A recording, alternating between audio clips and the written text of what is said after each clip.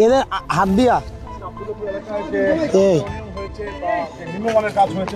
কুমিল্লা দেবিদ্বারে এলজিইডির একটি সড়ক সংস্কার কাজে নিম্নমানের কাজ ও অনিয়মের সত্যতা পাওয়ায় পরিদর্শনে গিয়ে প্রকল্পের কাজ বন্ধ করে দেন এনসিপির মুখ্য সংগঠক হাসনাত আব্দুল্লাহ। হাত দিয়ে টান দিলে আগের অবস্থায় ফিরে যাচ্ছে রাস্তা, উঠে যাচ্ছে রাস্তার কার্পেটিং। সোমবার বিকেলে হাসনাত আব্দুল্লাহ স্থানীয়দের অভিযোগের ভিত্তিতে সড়কটি দেখতে যান। এ সময় সদ্য কার্পেটিং করা সড়কের পিচগুলো টান দিলে সহজেই হাসনাতের হাতে উঠে যাচ্ছিল। পরিদর্শনকালে হাসনাত আব্দুল্লাহ বলেন, এই সড়কে একদম নিম্নমানের কাজ চলছিল। চিতই পিঠার মতো টান দিলে রাস্তা উঠে যাচ্ছে।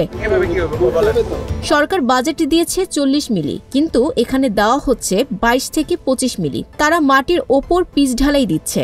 5 আগস্টের পরেও এখানে এমন দুর্নীতির সাহস দেখিয়েছে তারা। তিনি আরো বলেন, সরকারি অর্থ তছনছ করায় রাস্তার কাজ বন্ধ করা হয়েছে। উপজেলা প্রশাসন ও প্রকৌশলী এ ব্যাপারে প্রয়োজনীয় ব্যবস্থা গ্রহণ করবেন।